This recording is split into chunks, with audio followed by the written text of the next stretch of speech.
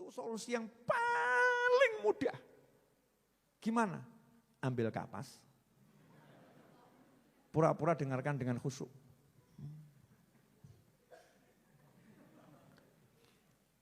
Ketok mingkem, ya, dik kopi, selesai masalah. Karena udah merasa kamu dengarkan dengan baik. Maksudnya apa? Masuk telinga kanan mental. Paham ya? Enggak perlu pakai kapas, masuk telinga kanan mental. Lah kalau udah tahu duwe bojo ngamuan, bendina mbok lebokno ati, mati. Mati. Loh orang itu kena racun sekali mati. Lah kalau tiap hari diracun kalimat gak enak gitu, dilumpuk mati. Ya cukup tek dung asik pimpong tuk dung gitu kan ya. Nyantai. Ini berlaku juga untuk istri-istri yang punya suami ngamuan. Paham Bu? Ibu termasuk yang diamui atau yang ngamui? Dua-duanya Beb. Oh ya pantas. Kadang ngamui, ya kadang diamui. Sabar, resepnya sabar. Tapi sabar itu berat. Ya namanya sabar ya Bu, berat. Kalau ringan namanya syukur. Lah gimana saya bisa bersabar tapi rasanya ringan? Nah ini boleh ini. Mau enggak? Sabar tapi rasanya ringan. Saya kasih contoh boleh? Ya. Jenengan dioperasi, insya Allah tidak terjadi. Harus disobek perutnya sama dokter, namanya dioperasi ya. Itu sakit enggak? Sakit tuh ya, sakit. Pesennya dokter, sabar ya ini sakit. Terus jenengan nanya sama dokter, dok sabar sih sabar. Tapi gimana caranya saya sabar tapi enggak sakit. Betul kan?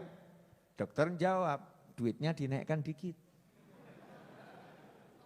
Gimana dok? Saya kasih obat bius lokal. Kalau pakai bius lokal, nanti sakitnya tidak terasa. Itu sakit, tapi tidak terasa. Tapi harus bayar bius lokal.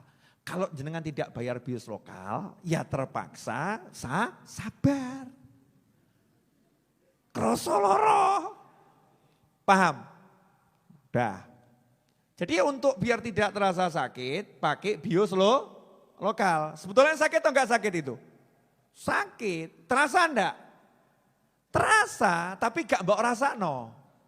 Karena kamu lagi dialihkan dengan rasa yang lain yang menutup rasa itu sehingga tidak merasakan apa-apa. Rasamu dimatikan sebentar gitu. Begitu biusnya hilang kan rodok bekas-bekasnya kroso. Betul begitu? Dah. Sekarang menghadapi masalah, harus sabar, gak enak. Ya cari obat bius, tapi jangan obat bius model begitu-begitu. Paham toh? Lah obat biusnya apa? Datang pengajian begini, ini obat bius. Liqa'il ikhwan jila'ul ahzan. Ketemu dengan sahabat-sahabat di jalan Allah, orang-orang yang baik. Nanti itu jadi obat bius, gak kroso dengan masalah, apalagi qiraatul Quran, baca Al-Quran, itu jadi obat bius, apalagi nyawang anak, nak bojo gawe mumet, anak kudune gak gawe mumet.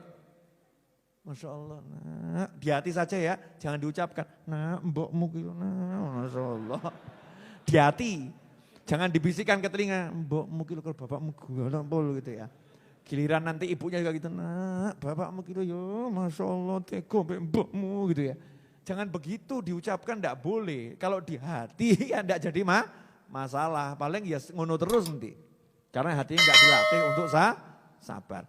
Dialihkan dengan gendong anak, main sama anak, itu kan ibadah. Obat biusnya begitu. Nah Majelis Ar-Raudhah ini alhamdulillah jadi obat bius jenengan dan obat bius saya.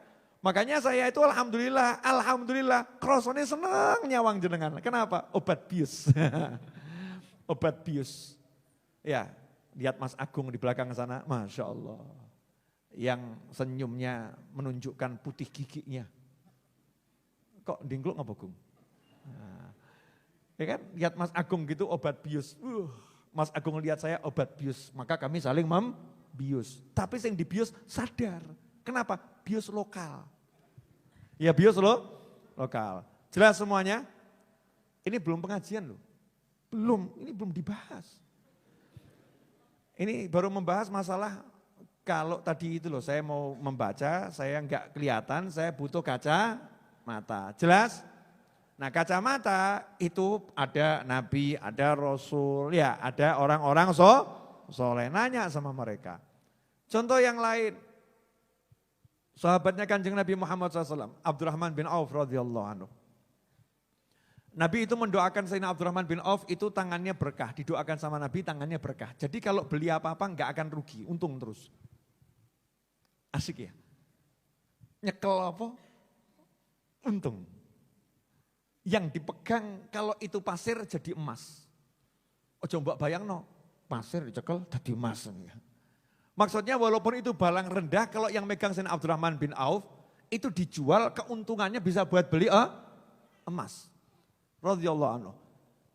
Tangannya didoakan oleh Nabi Muhammad SAW. Lah sahabat Nabi yang lain gak dapat doa khusus ini. Gak dapat doa khusus ini.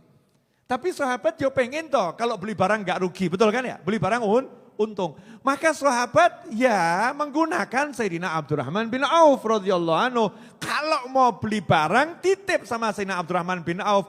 Tolong ini uangnya kamu yang belikan. Sehingga banyak sahabat itu kalau mau beli kuda, mau beli kambing di pasar. Titip sama Sayyidina Abdurrahman bin Auf. Tolong kamu belikan. Dan kalau yang belikan Sayyidina Abdurrahman bin Auf, barangnya mesti untung. Paham enggak ini? Kok? Bu, jenengan termasuk istri yang ngerjekeni apa ngrugekno?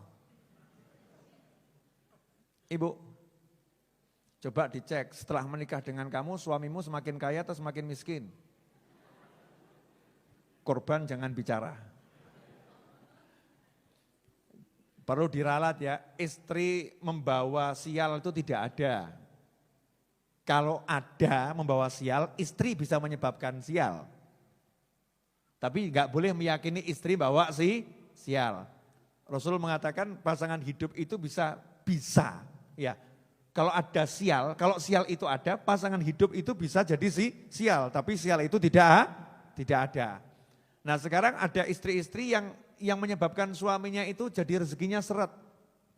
Contoh, ya otomatis istrinya enggak taat sama Allah Ta'ala.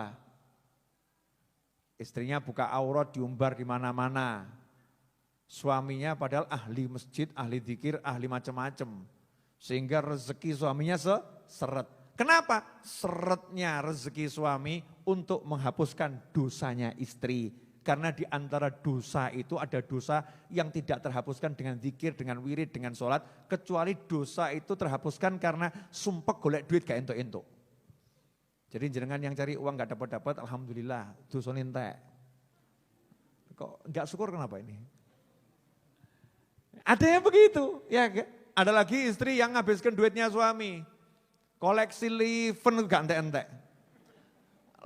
Liven itu bahasa ibu saya ya, bahasa nenek saya.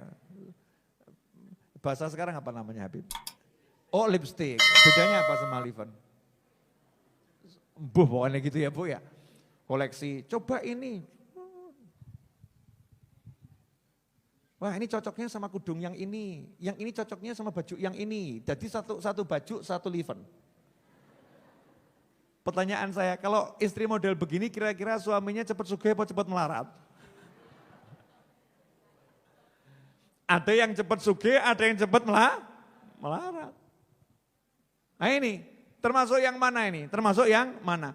Ada orang-orang itu yang rezeki, Masya Allah, bawa zuhud, bawa apa namanya, keberuntungan.